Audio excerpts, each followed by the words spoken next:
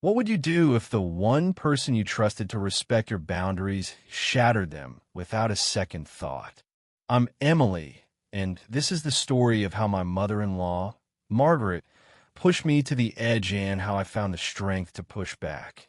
It was a chilly October evening when I came home to find my front door ajar. My heart thudded as I stepped inside, expecting the worst of burglar, a vandal, someone dangerous. Instead, there was Margaret, sprawled on my couch like she owned the place, sipping my coffee from my favorite mug. The audacity hit me like a slap. "Margaret," I said, my voice tight, "what are you doing here?" She didn't even flinch. "This is my son's house too, Emily. I have every right to be here." Her tone was smug, her eyes daring me to argue. I felt my blood boil. This wasn't just a visit. This was an invasion. Let me back up.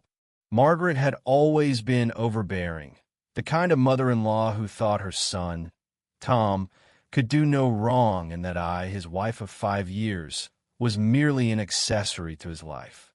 She dropped by unannounced, rearrange my kitchen, critique my parenting of our 4-year-old daughter, Lily. But breaking into our home?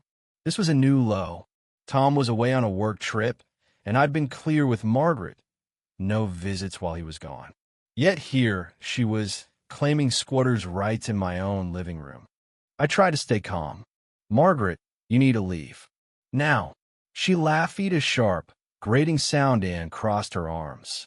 "I'm not going anywhere, dear. Tom would want me here. Besides, you can't make me leave. I know my rights." Her confidence was infuriating, but it wasn't baseless. Margaret had a knack for twisting situations to her advantage, and I knew she'd spin this to Tom as me being unreasonable. I could already hear her version. "I was just checking on the house, and Emily overreacted." My hands shook as I set down my bag, but I wasn't about to let her win. Not this time. The next morning, I woke to the smell of pancakes me recipe, my ingredients, my kitchen. Margaret was at the stove, humming as if this was her home. Lily ran to me, confused but excited by her grandmother's presence. "Grandma says she's staying to help," she chirped. My stomach twisted. Margaret wasn't just invading my space. She was trying to win over my daughter. I forced a smile for Lily's sake and sent her to play, then turned to Margaret. "This stops now," I said. She just smirked. "You're too emotional, Emily. You need me here." That was it.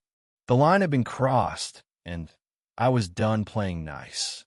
I spent the day pretending to go along with her game, but my mind was racing.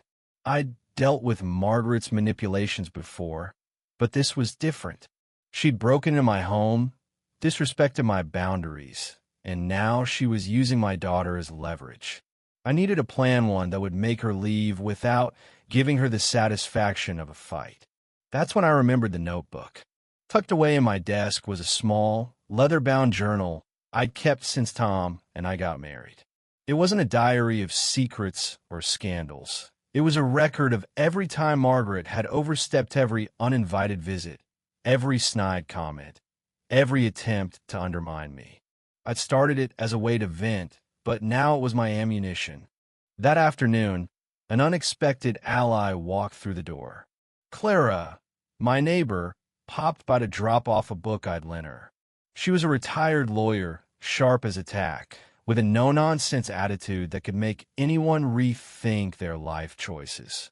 When she saw Margaret lounging in my armchair, her eyes narrowed.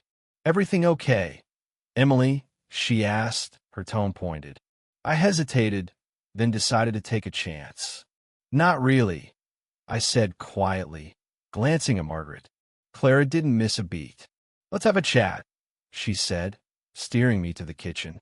I told her everything: a break-in, Margaret's refusal to leave, the way she was twisting the narrative.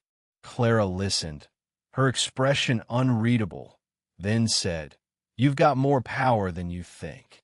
Let me help." Clara's words lit a spark in me. I'd spent years trying to keep the peace, swallowing my frustration to avoid conflict. But peace at the cost of my dignity wasn't peacey, it was surrender. That evening, I sat down with my notebook and started planning. Margaret thought she could bully her way into my home, but she didn't know what I was capable of. With Clara's guidance, I crafted a strategy that was equal parts legal and psychological. First, I called a locksmith to change the lock, something I should have done the moment I found Margaret inside. Then, I gathered evidence. Security footage from our doorbell camera showing her letting herself in with a key she wasn't supposed to have, timestamp from my notebook, even a text from Tom confirming he hadn't invited her. The next day, I invited Margaret to talk. She sauntered into the dining room, expecting another argument she could win with her usual tactic steers, guilt-tripping, or playing the victim. Instead, I laid out the evidence like a prosecutor. "Margaret," I said, my voice steady, "you broke into our home. That's trespassing. I have proof, and I have a lawyer ready to file a restraining order if you don't leave by tonight." Her face paled, but she tried to recover. "You wouldn't dare. Tom would never forgive you." That's when I played my trump card. I slid a copy of my notebook across the table, not the original, but a neatly typed summary of her behavior over the years. "Tom's going to see this," I said. "Every page, every incident. He deserves to know who you really are." For the first time, Margaret looked shaken. She'd always relied on her bond with Tom to shield her, but I wasn't bluffing. I'd already sent him a message, asking him to call me when he landed. The notebook wasn't just a record. It was a wake-up call for my husband, who'd been too willing to dismiss his mother's behavior as just how she is.